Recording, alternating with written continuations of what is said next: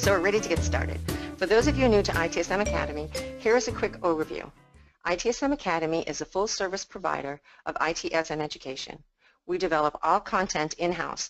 That includes all ITIL education, as well as process design, agile, and DevOps. Now let's introduce today's speaker, Jeff Jensen. Jeff is a certified trainer through ITSM Academy with over 20 years of IT experience across multiple industries and domains, including semiconductor, high-tech, retail, engineering, consulting, and managed services.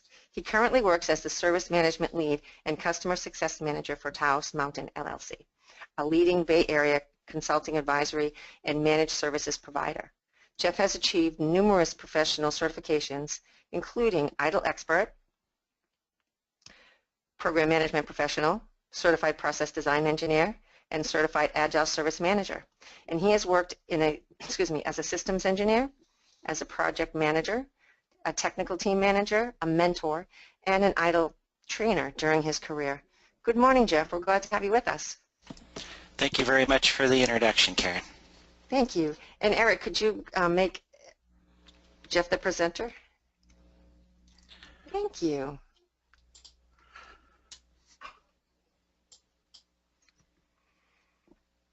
We're really excited about your presentation today. All right, thank you very much. Are you able to see my slides okay? Absolutely. Looks all right. Try that again here. Okay.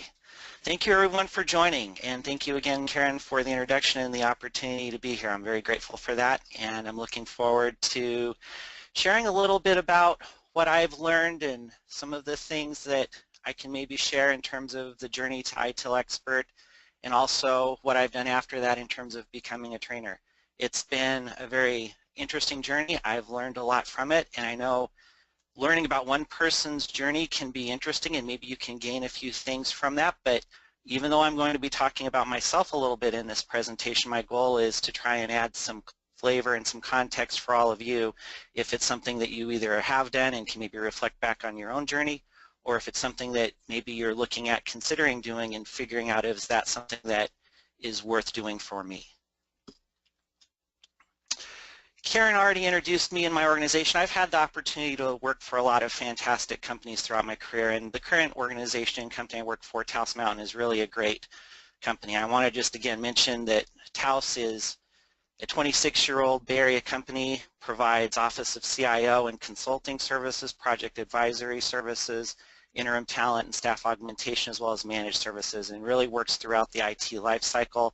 I've learned a lot being a part of Taos, and especially from taking the standpoint of being a part of ITIL instead of looking at it from just an internal service provider perspective, being able to look at the world from a type 3 or an external service provider perspective. It puts a little bit of a different context into the life cycle, as well as some of the things you need to be thinking about when you're dealing with external clients and managing through contracts versus just taking a look at internal support mechanisms. And it's really been great for me to have that new perspective and be able to be a little bit more well-rounded in terms of looking at how IT service management can be set up to be effective and to be able to share that with others.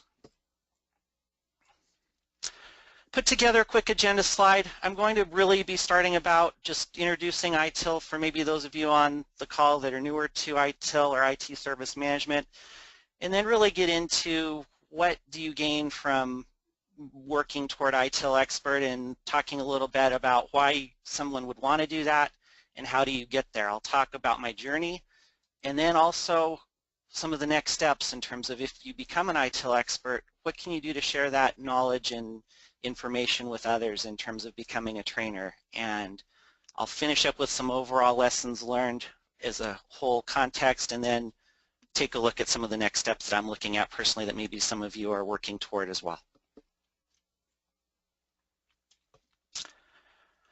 All right, to introduce the slides, I really want to start with talking about why you want to do something. And for those of you that are familiar with Simon Sinek, you've probably seen his book Start With Why, or talking about the golden circle. And really the point I want to make with this is talking about the idea of, do you really have something in mind in terms of why you want to get towards some of the goals that you're setting for yourself? And It's not just about knowing what you do, and especially from not just an organizational level, but a personal level. There's obviously things that organizations do, things that they're good at, and they have some understanding of how they sell their services or products or how they generate revenue or at an individual level. What are some of the things that I know that I'm not only good at, but I'm also interested in, and hopefully that fits in with what my organization or my company wants me to do, and I can kind of fit into that sweet spot in terms of my career path. But I really think in terms of taking a look at ITIL Expert, it's very important to have a basis of why you want to move forward into achieving that. And in particular, ITIL Expert is really a big step forward from just moving to learning about IT service management or working on your ITIL Foundation. Those are great first steps, but to see the rest of the way through in terms of understanding the investment that takes both financially as well as your own personal time, I think you really have to have a why and a reason for starting that out, and then that will help you see things through depending on how your journey goes and how quick it is and the amount of support you have and some of the other external factors that almost all of us are going to have to deal with. Why ITIL? Well, if you take a look at ITIL, it's really still the preeminent service management best practice framework. It's been around now going on 30 plus years. It's been through multiple iterations and versions and updates. And this is a slide that I pulled off of the Axelo site, which is now the corporate owner of ITIL as well as many other frameworks, including Prince2 for project management. And there's lots of things on here that you can look at and describe a lot of the value that you can see from adopting and adapting ITIL into your organization. A lot of people look at ITIL as something that is helping them develop some basic processes for operational support. A lot of focus obviously on service desk and on network operations center teams and engineering teams. But I think still there's a big component if you take a look at some of these key benefits and some of the key capabilities is it's not just about learning how to become more efficient in your operations or with your processes, but it's really about trying to figure out at a more strategic level who are your customers and what are your services and how well are those defined, and can you really take that next step in terms of not just doing a better job of keeping your user base up and running, but what can you do to really walk a service through its life cycle and set it up to be successful in operation as early as possible. And there's also a very good opportunity to not just show your successes in IT terms, but be part of that value chain that's linked to business outcomes and translate those key metrics and measurements into opportunities to show value directly for your internal or even your external business customers. And if you're interested in learning a lot more about ITIL and the benefits and some of the ROI, there's a lot of information out on the internet and especially at the Axelos website.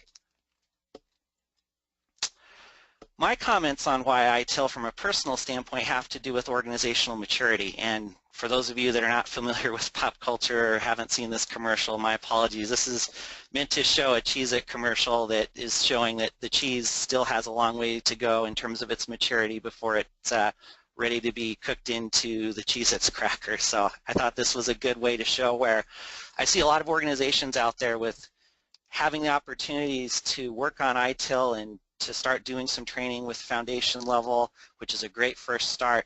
I still see that a lot of organizations haven't matured to the point to where they've seen the return on investment with ITIL yet. And some of that is the fact that I think some organizations have really embraced ITIL and have worked on maturing it. In some cases, I've even seen organizations that have taken it too far and are too overly bureaucratic and too process heavy. So it's about learning how you can take those next steps in terms of taking the deeper dive with ITIL, working on really understanding where your gaps are in terms of understanding your customers' needs, and again, understanding the value proposition from their point of view, and not just introducing ITIL as an operational framework, but really taking a look at how it can help your organization mature and improve at a strategic level with defining your market spaces and your customer segmentations, make sure that you're offering the right services and that you're keeping up with changing business conditions. I think service portfolio management is a service, IT service management process that is widely not being adopted at the level that it could be to help organizations move forward as an example of that. So looking at the maturity. So we take the next step in terms of why ITIL Expert, and again, I look at ITIL Foundation as a great first step, and it is fantastic, and I've gotten a lot of feedback. I just taught a class and had 15 individuals this last weekend pass their certification exam, which was awesome, and it's given them that first step to understand that there is a service management framework and to be able to speak about common terminology and to take a look at what can they do to take some key learnings back into their organizations. But it really is the tip of the iceberg, looking at things at just a foundational level and stopping there.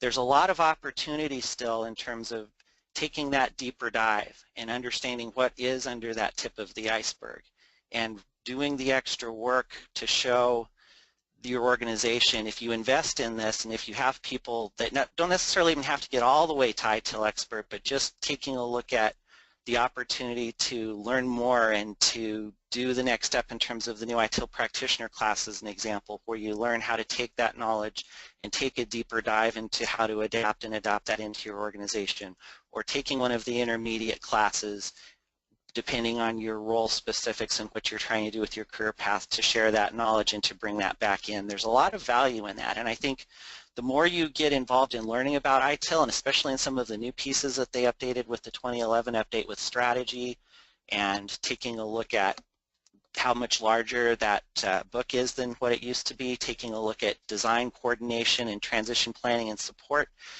in a much deeper level as you go through the life cycle. And then there's even processes, of course, that aren't even introduced in Foundation. Like they mentioned very briefly, service validation and testing is something that release and deployment management is accountable to make sure happens, but you have that separation of duties and a much larger V model that gets into service validation and testing that's traceable back to the customer's requirements and making sure that that right level of testing happens. And then you have a process like change evaluation, which is taking those testing results and not just making sure that the tests were successful in achieving the goals of the individual test, but overall having another step that says, are we meeting the business value that we set out to meet at the beginning, and do we have a good understanding of, are we going to make our customers satisfied and deliver this service into operation successfully, and making that recommendation back to change management. Those are just a few examples of how much deeper the ITIL material covers and goes into when you get into the intermediate levels. So I think there's all kinds of value in learning those deeper pieces and being able to put together the right levels of processes depending on the size and structure of your organization to make some of those additional things happen so that you can resolve issues earlier on in the life cycle versus dealing with them and having to bolt on things in operation after you've already had your teams move on to working on the next thing or the next project. All right, here's my data slide. It's interesting, now that Axelos has taken over ITIL, some of the data in terms of looking for some of the statistics around ITIL certifications and some of that information is much more difficult to find and not as readily available, unfortunately. But here's what I was able to find as of a few years ago, and this kind of backs up a little bit in terms of what I'm talking about in terms of some of the opportunity that's out there. As of 2013, we had 245,000 ITIL Foundation certificates issued and 50,900 intermediate certificates issued. The final step into ITIL Expert, which we'll take a look at in just a minute, is around this managing across the life cycle class. We had 4,500 of those. So you can see the numbers shrinking down considerably in terms of the number of people that are moving forward to the end and working toward ITIL Expert. And if you look at the overall totals certified as of 2013, there were 1.4 million that made it through that great first step of ITIL Foundation, but only 25,000 total ITIL experts. My understanding in terms of what I've heard, and I can't confirm this in terms of validating the data, is that right now we're more like around 50,000 or so maybe 60,000 ITIL experts out there now as of this last year from what I've seen and heard. And it's interesting how much of a gap that is to me in terms of people maybe just taking a look at, okay, I've got an ITIL Foundation certification, I've learned some things, but I really feel like even though that's a great first step, the opportunity to really add value to your organization, like I mentioned before, and really be somebody who can give guidance and consultation, you're not going to learn that from just taking that initial 3-day class. There's a lot more steps to take in order to where I think you can really add that value back to your organization. So when we talk about why ITIL Expert and some of the statistics, again, what is the reason for why there's such a large gap there? And there's some obvious things probably, again, in terms of time investment and cost investment to do that. There's obviously a huge personal commitment from not just yourself but also your organization to help you see that through. And what's the opportunity cost of that time compared to doing your normal day-to-day job? And how do you balance doing your normal day-to-day job while you're working toward this larger goal? It's not easy, and I have some ideas coming up here in terms of how to maybe work on balancing that out as best as you can.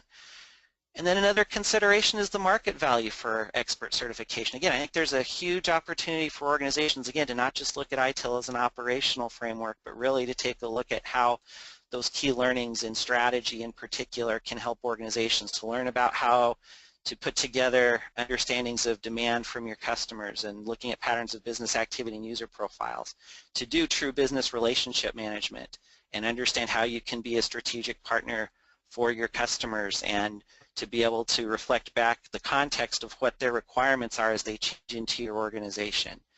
Huge amount of opportunity, and it's not even necessarily just IT applicable, but it's applicable across other domains outside of IT as well from a service management standpoint, to where the operational pieces like incident management maybe don't apply to a finance organization, for example, or an HR organization. But the strategic pieces absolutely have that opportunity. So I think those are some of the things to think about from both an individual, personal level as well as an organizational level, and showing some of the value there. So one of the things you're going to find if you do move forward with ITIL Expert is what's underneath the tip of the iceberg isn't always what you think it is. And I use this slide kind of humorously to show that when you actually start diving into the waters and taking a look at ITIL Expert, you're going to find, again, that there's a lot more information and a lot more in-depth pieces than what you think they are once you get into them. And in some cases, depending on where you're at in an individual level and what the maturity and the support is from your organization, you're not going to obviously be able to jump in and do everything all at once. This is a journey, and a big part of why I wanted to emphasize that as part of this presentation is this is a long piece, and the more you can get all of your organization moving forward in the same direction and have multiple people, again, not that everybody needs to be ITIL Expert, but having multiple people take that next step past foundation and getting into the intermediate levels and moving in the same direction, that's where you really see the true value and the true improvements in terms of your effectiveness and your efficiency as an organization. So my advice to people is to really go into this eyes wide open and have an understanding of what you're looking at and the commitment that's involved, and be really prepared to see that ITIL is a lot bigger and a lot more broad. Not that it covers anything, there's a lot of everything, there's a lot of corollary frameworks out there that ITIL borrows from and also that can be integrated. And it's about each organization figuring out what works best for them. Okay, here's my slide on how to get to ITIL Expert from a credit structure standpoint. Those of you that have taken foundation class should have had this introduced to you at the end of your class, most likely, or again, if you go out to the Axelos website, you can see this diagram. And the way things work is you get 2 credits from taking your initial ITIL Foundation class. There's the new ITIL Practitioner class, which if you choose to take, can also give you 3 additional credits. And then there are these life cycle or capability modules that you can go down one of those paths, or you can even potentially mix and match from those paths, although ideally you don't have a lot of overlap between those two.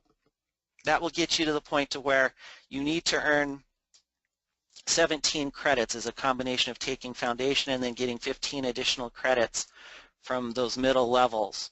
And if you get up to that 17 credits, then that allows you to take the Managing Across the Life Cycle capstone course, which in my opinion is the best course. Even though you go into Managing Across the Life Cycle knowing what you need to know to be an ITIL expert, that is really a class that puts all the pieces together and really helps you look at things from an end-to-end perspective. And I highly recommend people who are interested to work to getting to that course and working through the case study that's a part of that and really digging deep into various scenarios. It's a very interactive class, and your instructor will be able to help lead you through really putting those pieces together so that at the end of that you not only get certified as managing across the life cycle certified, but then that gets you all of your credits to get to ITIL Expert. And then if you're interested in moving forward, there's also an ITIL Master level certification, which is about really putting together some practical case studies and putting together a peer-reviewed type of scenario is my understanding for that, in terms of showing that you've actually gone and done the things that you've learned in an organizational or some type of other context that will get you to that master certification. Real quickly, I wanted to talk about, again, my story a little bit here now, and it's for most people that are going on a journey. The path isn't usually a straight line.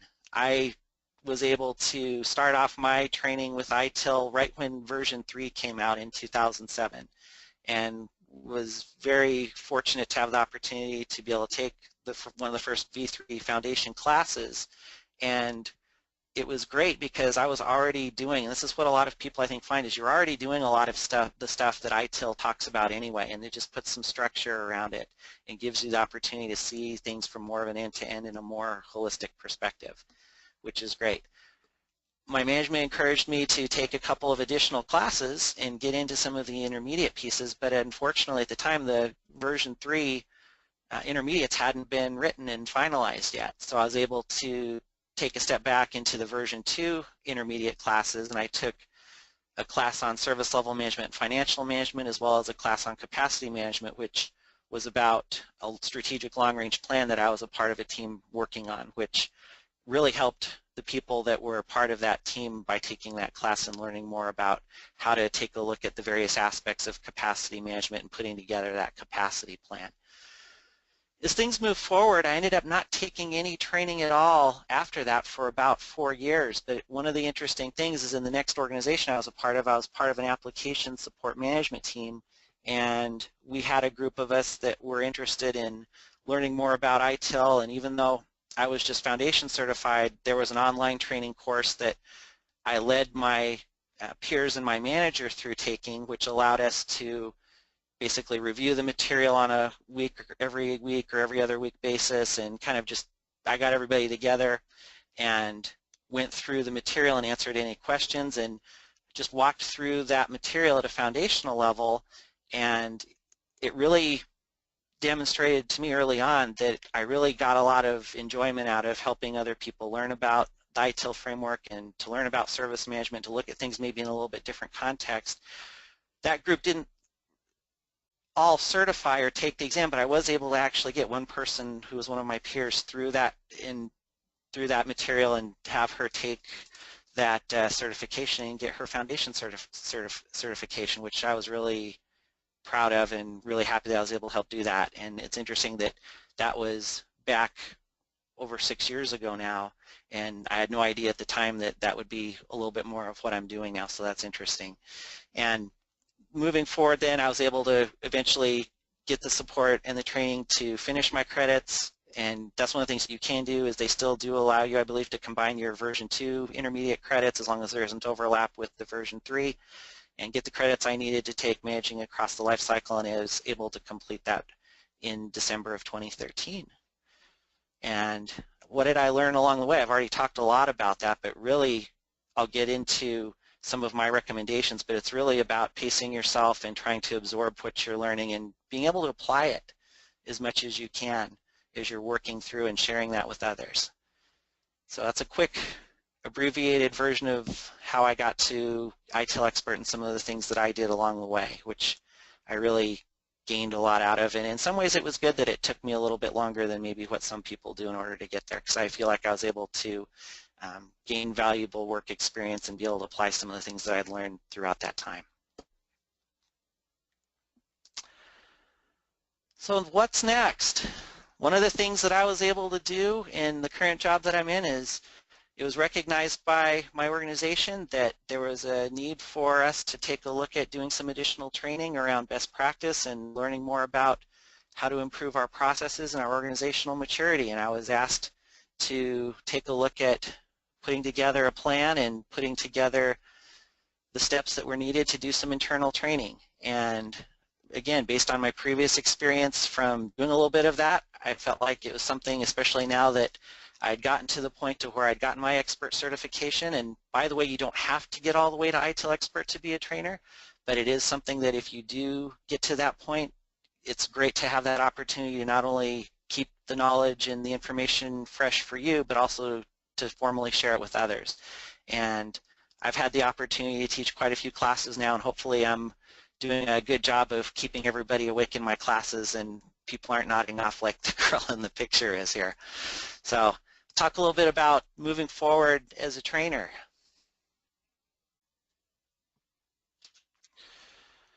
So start with why again.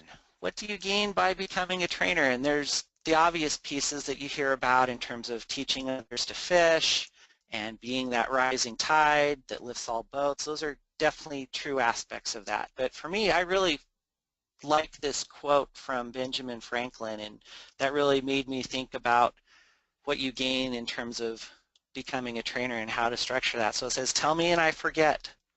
Teach me and I remember. The big important part is involve me and I learn. And I really like that. I think that really, to me, is at the heart of what it means to be a teacher in general, as well as, especially from an ITIL perspective. Again, if you're in an organization and you're the only ITIL expert, you're going to have a hard time being the only one on ITIL Island and trying to help move things forward from a bottoms-up type of approach. You need to obviously have the high-level management commitment to do these changes, but the important part of it is the more you can involve your organization, especially at the senior levels, with learning about the material and involving everybody in putting together some of the key learnings and some of the actions from going through the intermediate classes, the more that you're going to improve your organization as well as challenge yourself. There's a big difference also between teaching a foundation class, which again is a great first start, but when you get into teaching the intermediate classes, it's a whole different ball game in terms of challenging yourself and being able to relay that material and your experiences to a classroom setting and to your learners. So a lot of value, especially again at the intermediate level in terms of becoming a trainer and teaching some of those intermediate classes. And again, I really like this quote in terms of sharing that with all of you. Talk about the why in the last slide, so now let's talk about the how. And there's lots of different ways, I'm sure, that people have become a trainer from an ITIL perspective, and I can't talk probably about all those different options, but the main thing that I can say in terms of my association with ITSM Academy is it's really been fantastic. And out on their webpage, they have, this is just a screenshot from the ITSMacademy.com website that talks about the courseware program and the opportunity that if you do have a larger organization or if you do have a desire to train multiple people, there's a huge positive ROI in terms of cost as well as the knowledge that's gained from going through the Train the Trainer program and going through the courseware program. ITSM Academy does a fantastic job of keeping their materials fresh and up to date and taking instructor and learner feedback from the surveys in the class and incorporating those into continuous improvement. And I think the main thing in terms of becoming an officially certified trainer is you do need to work with ITSM Academy or another certified content and courseware training provider. That's the big thing. But if you're interested in learning more about that, I'd be happy to share my experiences in going through the Train the Trainer program. And there's lots of opportunity, of course, to reach out to ITSM Academy directly if you're interested in learning more about that. I had the opportunity to work with ITSM Academy's professional instructors, they are fantastic, and do mentoring with them and do some auditing of their classes, looking at it instead from not just a learner point of view, but from an instructor point of view and learning how they teach and doing co-teaches and supervised solos and getting to the point to where I am now in terms of being able to do the teaching. And really encourage people, if you're interested, to reach out to ITSM Academy and take a look at their webpage and look at what they can offer you if you're interested in that. Okay, so what did I do? And what have I learned? Again, went through the Train the Trainer program. So far, I've taught 10 ITIL Foundation classes and 6 intermediate classes. And again, really gained a lot from that, and it's been a lot of fun for me.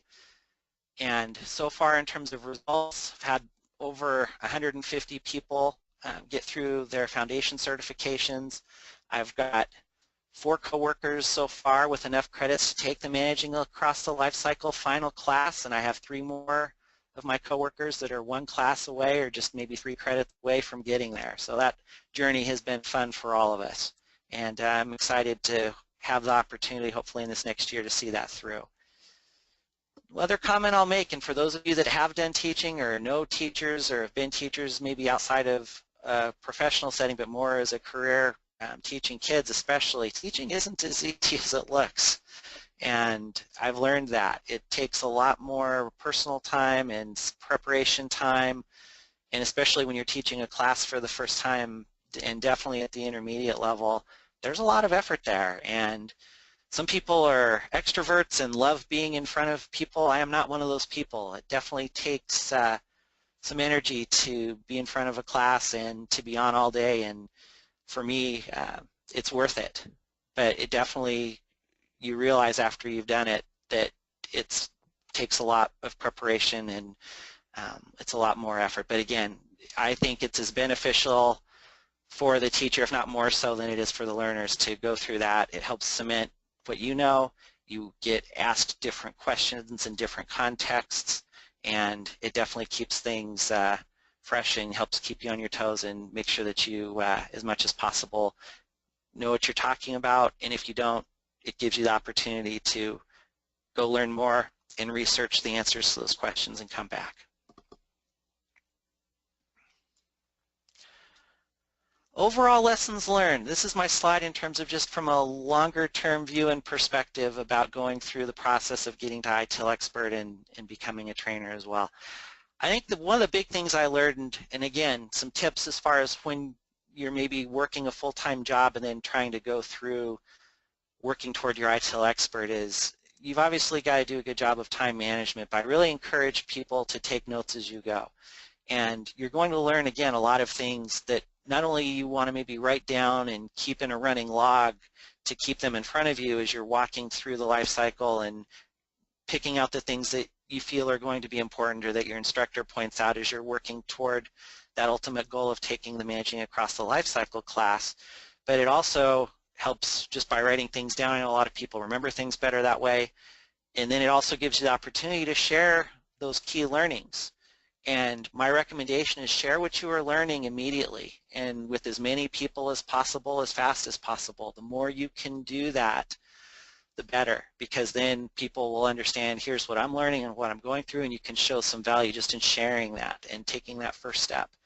And then the other opportunity is, as much as you can, work with your management, work with your senior leadership. If you can incorporate some of the things that you're learning from a service management perspective, even in terms of just doing some basic things around process improvement or investing in trying to put together the right structures and roles to do service owners and process owners, if you can, incorporating that into your overall organization's vision, mission, goals, and objectives.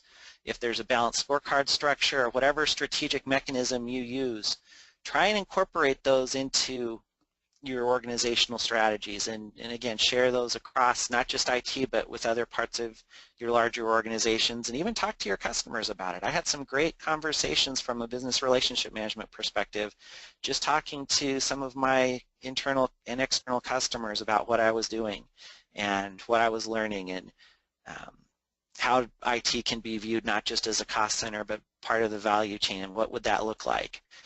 Really good stuff, and I encourage people to do that as you're going through the journey. Then the final piece, which you hear all the time, I know is maybe kind of obvious, but you've got to have the right level of senior level sponsorship and support, and not just for you as an individual but also as an organization. If you're going to try and adapt and adopt best practices, it's going to lead to some cultural and structural changes. It just is.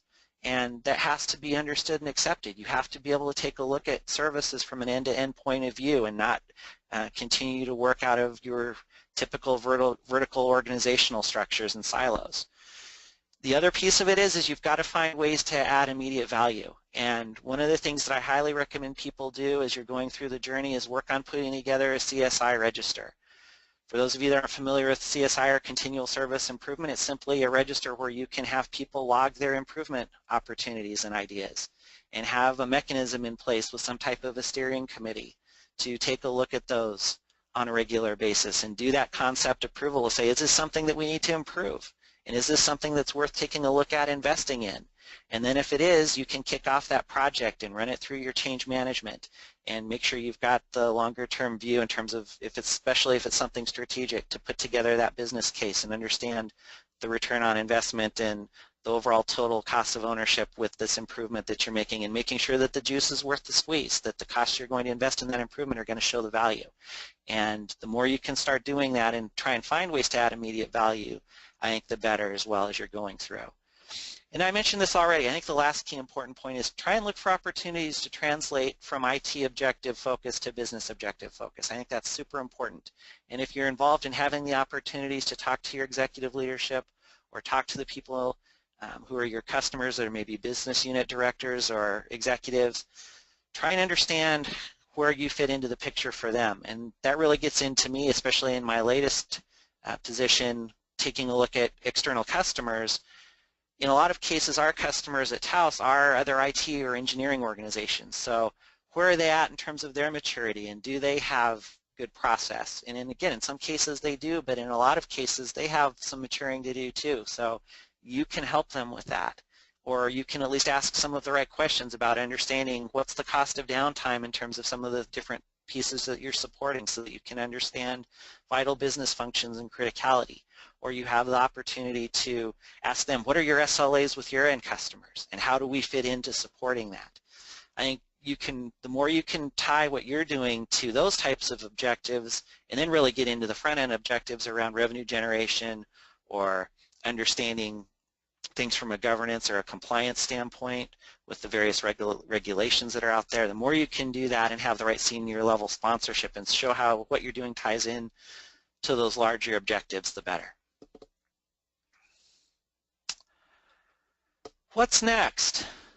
I've definitely talked a lot about myself again, but not necessarily from wanting to just have this presentation be about me, but also hopefully to, again, talk about the journey and share some context. But I did want to take a slide just to say, what are some of my goals for this upcoming year or two? And one of the things that I'm definitely interested in doing is the area that I work in here in Boise, Idaho, which is where Taos Service Center is not participating in terms of having a local interest group for the IT Service Management Forum USA and having a chapter. We used to have one here. It disbanded, I think, around 2010, 2011 timeframe. Very interested in trying to see if I can generate some community momentum around that and see if I can work with some other leaders in the community to get that started up again. I mentioned ITIL practitioner, and that can be one of the steps in the journey and kind of that next step in terms of moving in from foundation and taking that next level step in terms of adopting ITIL and learning how you can implement some of the things that you've learned at a foundational level. I'm looking forward to having the opportunity this next year to teach that class now that I've got a lot of people in my organization that have gone through foundation. Business Relationship Management Professional is a certification that I'm working toward achieving, and I don't know if people are familiar with that, but if you're familiar at all with ITIL version of Business Relationship Management, this class really takes some of those concepts, and it isn't an ITIL-based class, it's its own material, but a lot of parallel pieces. It does have a small section in it around service management, but it really puts a lot bigger framework around what it takes to go in terms of the maturity of your relationship with your business and your customers, from being an order taker to a service provider to a trusted advisor to a strategic partner, and a lot of really great information and templates and sub-processes to walk through that journey that are part of that class. And I've already gotten a lot out of taking that and working toward that BRMP certification.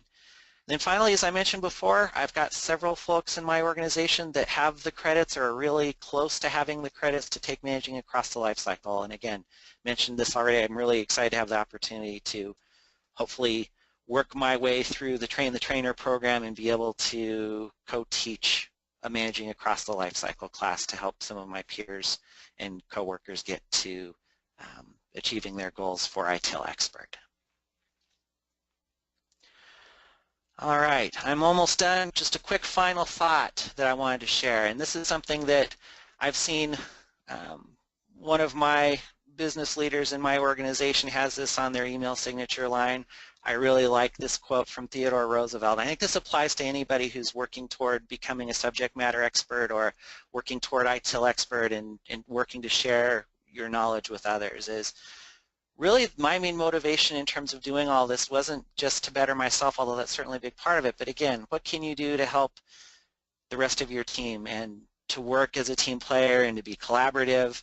I think it's really important for the people that you're around and the people that you're working with, your customers, and even in some cases when you're looking for that management sponsorship and showing the value of what you're trying to do. This quote, I think, sums it up really nicely in terms of this journey, which is people don't care how much you know until they know how much you care.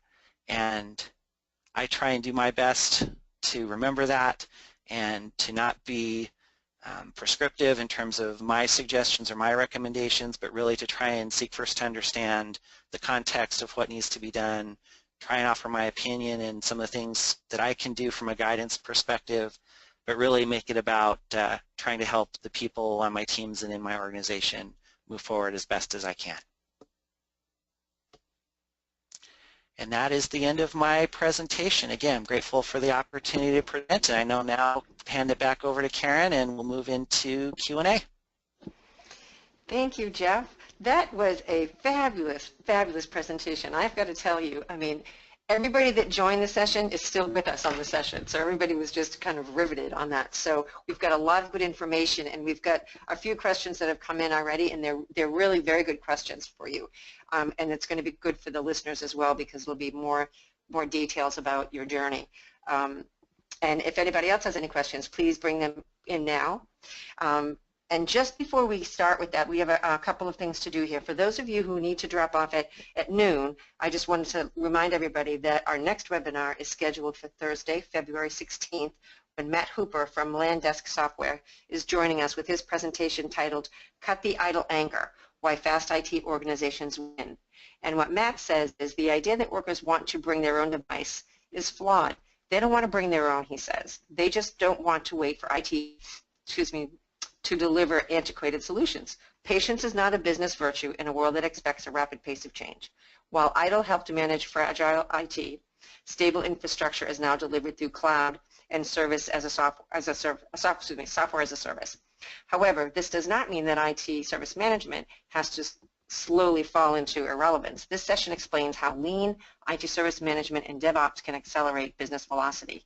So he's going to teach us about how DevOps, continual deployment, and other agile methods can improve governance, how to transform your IT service management disciplines and systems into velocity engines instead of controlled systems, and how to identify the 4 challenges to enterprise agility and how IT service management can morph to meet the needs. So I hope you join us for that. It'll be another informative webinar. And I want to thank Jeff again for coming here and presenting. You know, he is a practitioner, and people love to hear from a practitioner, you know, what's it been like for you? What's worked? What hasn't worked? So if any of you would like to do that as well, we would be happy to work with you to do that. So you can just reach out to us. You can reach out to me directly, or you can reach out to us at info@itsmacademy.com, and we'll be happy to work with you like we did with Jeff to make that happen for you.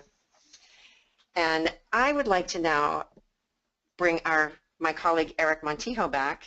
Eric, you still with us? Oh, I never left. I couldn't leave that wonderful webinar. I know. I know you were riveted to that too. Well, I heard that you had some information to share with us. I sure do. Thanks, Karen. As you guys learned about the ITIL Expert program, I just wanted to say about ITIL Expert, I wanted to say a couple things about our ITIL Expert program. Our ITIL Expert program puts you on the fast track to become a leader of leaders. Take all the intermediate credits required to sit for the capstone class, Managing Across the Life Cycle, and then go ahead and sit that too. including all of your exams, materials, manuals, 2 free exam retakes, and access to our brand new learner portal for all of your classes and beyond. You'll have access to these crucial reference materials even after class is over, so you can continue to deliver best practice to your organization. We have multiple options available, so I want you to go ahead and feel free to visit our website at itsmacademy.com/passes. To learn about those offerings. If you have any questions regarding pricing or availability, I don't want you to hesitate to call us at 954-491-3442, or as Karen said just a moment ago, go ahead and email us at info@itsmacademy.com. If you'd like to gain more knowledge and try out our classroom experience, we want to invite you to join our next workshop, which is a DevOps overview beginning on February the 28th. Simply head over to our website at itsmacademy.com/DevOps-overview and use coupon code JANWebinar2017 at checkout. And if you need help with that, we have a nice little chat feature on our website. Go ahead and chat us in and let us know if you have any questions or how we can help you out. Jeff, thank you very much for an awesome webinar, and we hope to see a lot of people here join our ITIL Expert program because of it. Thanks so much. Hey, Eric, could you do me a favor and just put that promotion code in the chat for everybody too? Absolutely. Thank you. And I'll include it in the follow-up letter that goes out to everybody that was in attendance today, so that all that information that Eric just said will be in there as well. So thank you, Eric, for that. I appreciate that. Well, thanks for giving me the chance. Absolutely. And thanks for all your help at the beginning of the webinar as well. All right. So now we're ready for our Q&A. You ready, Jeff? I'm ready. And Eric, because you also manage the ITIL Pass and all of that, you might have some input on this as well. So feel free, after Jeff, feel free if you want to add some comments as well. So, Jeff, the first question is from Cheryl, and Cheryl is asking, is MALC the same as ITIL Expert? Essentially, that's kind of a two-sided answer. MALC is the final class you need to take to become ITIL Expert. It, again, as I mentioned in my slides and hopefully communicated reasonably well, you don't really learn anything new per se in terms of new data or information when you're coming into MALC. If you've gone through taking enough of the credits and had a well-rounded journey in terms of looking across the life cycle or mixing in capability classes at a more in-depth level that don't overlap with the other parts of the life cycle courses, you're going to be in a situation where coming into MALC you already know what you need to know about the service life cycle and the processes, and really MALC is about putting all those pieces together and taking that higher level visionary view. MALC is very focused on strategy and on continual service improvement as part of the class, so it is recommended that you do make sure that you take those classes as part of your journey if you can, but you also can fill in the gaps in terms of your own self-study as long as you have enough credits. But passing MALC and passing the certification for MALC, if you've done that, then you are ITIL Expert. So from that standpoint, they are the same thing, but from a knowledge and from a journey perspective, the class is focused on really just putting all of those individual pieces together in a larger, more broad point of view with a more in-depth type of learning around that. Thank you, Jeff. Eric, anything you want to add there? No, I think you covered it just perfectly. Okay. I just wanted to say, before we had the ITIL Expert, we had the ITIL Service Managers. And so when we first came out with the latest version, an IT Service Manager could take a Service Manager Bridge class to get to ITIL Expert. So the difference here is, in order to teach any of the intermediates, including managing across the life cycle, you do need to hold your ITIL Expert. As Jeff mentioned earlier, you don't have to hold it for all ITIL classes. So for example, if you want to teach ITIL Foundation, you need to have 9 ITIL credits. You don't need to have your ITIL Expert. But for any of the intermediates and MALC, you do need to hold the ITIL Expert. So I hope that answers your question, Cheryl, and if not, just chat us in. And Thomas has a question also, and his question is there a way to test out of taking some of the intermediate classes if you have years of ITIL and IT service management real-world experience? Answer to that is it's all about making sure you have enough credits. You have to get those 2 credits from your foundation and then get the 15 credits through going through the intermediates. And my understanding, and Karen, you can correct me if I'm wrong, but for foundation class you can go self-study, do an online training that's a recording that is self-paced, and get your foundation. For the intermediates, my understanding is that you actually need to have classroom hours and do that through a registered or certified training provider in order to get the credits for taking the intermediate class. There's lots of providers, including ITSM Academy, that do virtual classes, so you don't necessarily have to travel and take it in a classroom. You can take those classes virtually, but you can't just test out. You do need to have the classroom hours that are required as part of taking that class before you're supposed to sit for those intermediate exams. Correct. That's correct, Jeff. Thank you. Ryan has a question, and Ryan said, I've found that the ITIL books are good for process framework components, but when implementing the specifics of those components, it's not valuable. Can you elaborate on how getting the ITIL Expert certification will give more prescriptive, applicable IT service management process knowledge? Yeah, sure. I think from just getting to ITIL Expert and kind of seeing things from a larger, more end-to-end perspective is very valuable and very helpful from that perspective, because you're not just learning about taking a process as it's written, change management, for example. It's not smart, especially if you're just starting out, to take what ITIL represents is really the full-blown level 5 maturity of a process and plug that into your organization right off the bat. It's really about understanding, again, what is the context of what your organizational requirements and needs are for change management.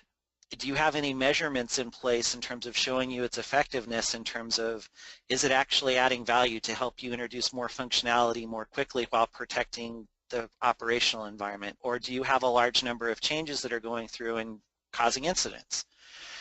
You learning at the more intermediate level helps you understand more of the interfaces and dependencies between all of the processes, as well as when you get into CSI. And part of what I like about the new ITIL practitioner class also is there's some practical guidance around using the CSI approach and the 7-step improvement process to help you to take those smaller incremental steps, and some of the guidance that is in the practitioner class gives you some good information around how to implement, including start where you are and progressing iteratively versus trying to just take a process that's fully built out and fully mature out of the book and cutting and pasting that and expecting that to work.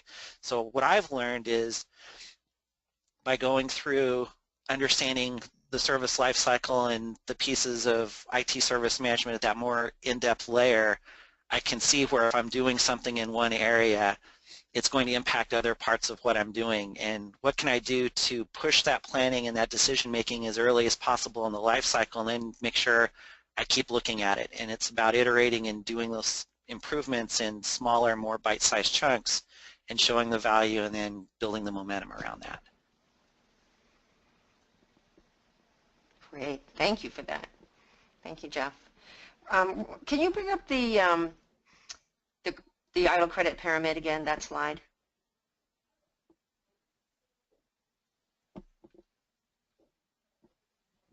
Yeah, perfect. So, so Rosal has a couple of questions. Said that can you provide the number of credits needed for ITIL Expert? You said 15. Does that include the class? So there was a little confusion on that. Okay, so total credits that you need is 17. You need to get your 2 credits as a requirement of taking ITIL Foundation, and then you need an additional 15 credits through a combination of potentially taking the practitioner class and or taking enough of either the life cycle or capability modules to get you that additional 15. So it's the 2 plus the 15 here in the middle that gets you to the 17 or more that you need to then take managing across the life cycle. Thank you, Jeff. So I hope that that's clear. If not, just chat us back in again. And Eric has a question. Hi, Eric. I didn't see you there. Eric said that you mentioned that you taught a foundation class on the weekend. Was that company sponsored? Did the learners attend on their own time? And who paid for the materials and exams? Okay, so first question is yes, it was something we did on the weekend, and yes, it was on the learner's time. The class I was teaching was a group of mostly Taos consultants, so they're off working at client sites, working under the management of our clients Monday through Friday, so the only time they have available to take the class is during the weekends. And it's an interesting situation from that dynamic a little bit. It's normally ITIL Foundation is a 3-day class, and most of the classes I have taught have been 3 consecutive days. What I've done for the weekend foundation class is actually teach it over 4 days, so doing it over 2 weekends with spreading it out a little bit more, but also taking the extra time on that second weekend to do a whole lot of additional extra review from the first weekend, and then not only doing a lot more review, but having a little bit more time for going through the practice exams and doing more Q&A, and then testing on that final Sunday afternoon. And I've done it twice in that type of a format. It's been very successful. Everybody who I've had take the exam, which I think is 26 people in the 2 classes, all passed their certification, which is great. And from a cost point, to answer your question, our organization allows our employees a certain amount of money each year to put toward training and development, and the course materials are paid for out of that. My organization and company will pay for the certification exam. So it's part on the individuals taking the class to fund that out of the money allocated to them, and then the organization will pay for the cost of the test. So that's how our situations in our individual circumstances is set up to work. Thank you, Jeff. Thanks for sharing that. Tim has a question on, do you have any recommendations on next steps after foundation, specifically practitioner versus intermediate? And Eric, you may have some comments on that also after Jeff.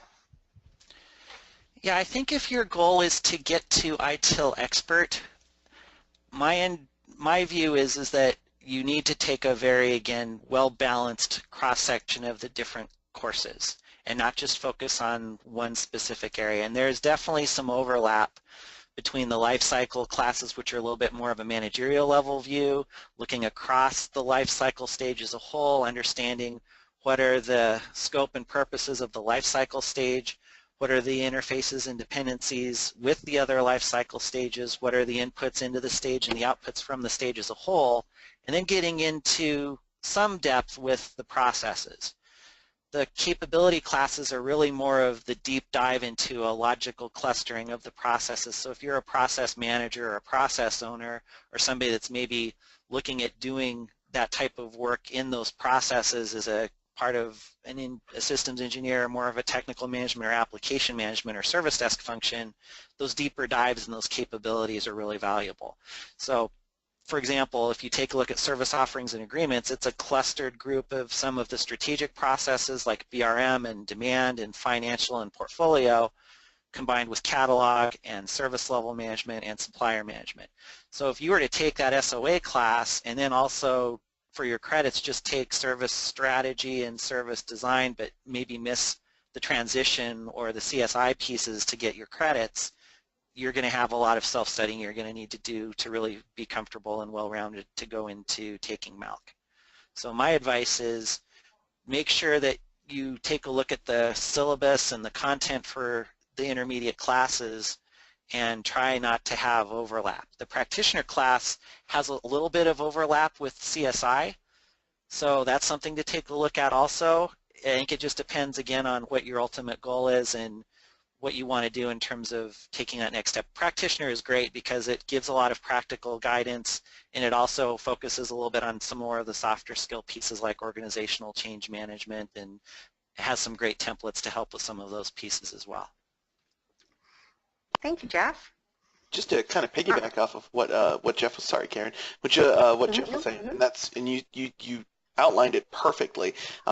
We have a lot of learners that feel that they have to go all capability classes or they have to go all life cycle classes, and potentially even deeper, that they have to, if they're starting with life cycle modules, they have to start with service strategy, and that's just not the case. We can help you determine where your skill sets currently lie, and we will start you off with a class in something that maybe you feel a little bit more familiar in, and then we'll kind of build out where the areas of knowledge that you're lacking, and then we can kind of push you into managing across the life cycle with a better understanding of the bigger picture here. So don't feel like you have to be shoehorned into, I have to start service strategy and I don't see a service strategy class, so I can't start yet. No, you can start with really any one of the classes at any time, and we can help you with that. So thanks, Jeff, for explaining that so well. Yeah, and good follow-up. I agree with that. It's a good idea to start an intermediate level class with something that you're more familiar with potentially, unless you know for a fact that you're going to go down the whole journey. I think it's a double-edged sword to start with strategy because you learn a lot of good stuff in introducing things from a strategic point of view, but it's also probably out of all the classes the one that's maybe a little bit more abstract and difficult to engage with for some of the material if it's something that you haven't had some familiarity with or worked at that level before. So what I'm hearing from both of you is that if I've just taken my foundation certification, I probably don't want to start with service strategy right off the get-go, because I probably want to build a little bit more knowledge before I do that with something that's more in my wheelhouse. Yeah, potentially so. Like I said, I think it depends on what your experience in your role is, but if you're brand new, especially to IT service management, and you're just starting out with foundation and maybe don't have several years of experience at a more senior level, then I think that that's probably right. Okay, well, thank you. Thank you both for that. I have one more question for you, Jeff. So if anybody else has any other questions, now's the time to get them in. And this one, Eric had a follow-up question for you. Does your organization state that, well, he was the one that had asked you the question about the weekend class and how that worked. Okay. And he's asking, in your organization, do you state the number of ITIL trained people in any of your marketing material? So for example, do you say like there's 3 ITIL experts on staff and there's 100 trained at the foundation level? Yeah, we do utilize some of that for marketing purposes, but I don't think it's necessarily a primary focus of our marketing. From a managed services perspective, which is where a lot of the people in the organization have been trained, I do know that some of our introductory slides that are used by our executive leadership or our sales teams do mention those things. But yeah, I mean, I think again, kind of taking a look at it from a stepping back and a bigger picture, not just for my organization, but for organizations in general, I look at IT service management and ITIL framework as something that if you are a managed services provider or if you are doing consulting, that it can definitely help differentiate you in the marketplace or give you more of a competitive advantage. And again, I think there's just a huge amount of untapped opportunity, kind of back to that tip of the iceberg analogy, in terms of what's out there for organizations to do to move forward and show that increased maturity as a differentiator and put them a little bit more in terms of enhancing their core service offerings with that versus ones that don't. Mm-hmm. Okay. Thank you, Jeff. Well, let's see. Oh, Cheryl's still with us. Hi, Cheryl. Cheryl came back and said, is there a final exam for intermediate, or are you considered intermediate when you have completed the classes at that level? Yeah, so for each intermediate class you take, you have a certification exam for that class, and then you essentially can say, instead of just saying I'm ITIL Foundation certified, I could say I'm intermediate certified in whichever intermediate class or classes you've taken. But there isn't like an overall intermediate level to say I've gotten intermediates and now I'm at a certain level. It's just more individual class and credit specific to say I'm intermediate certified in whichever classes I've taken until you've got those credits, and then you move forward with moving into ITIL Expert and the Managing Across the Lifecycle class. And I have heard people say, and I've seen it on resumes where people will say they're certified in all ITIL intermediates, just as a blanket statement rather than the individuals as well, because a lot of people do that. A lot of people will go through that entire pyramid. Yeah, and I think that makes sense, and it's valuable to let people know that. Does that answer your question, Cheryl? You're welcome. She said yes, it does. Okay. All right. Well, this is your final chance for any questions coming in.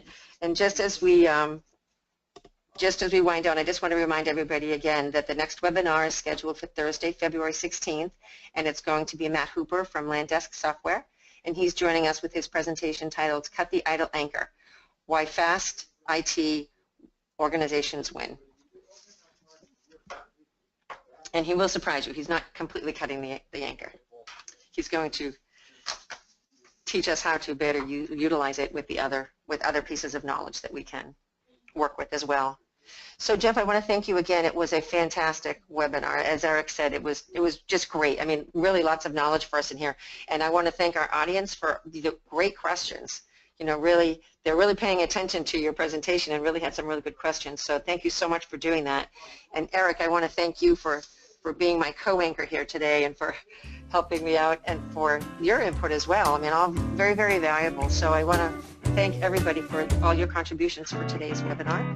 And we look forward to seeing you again next month.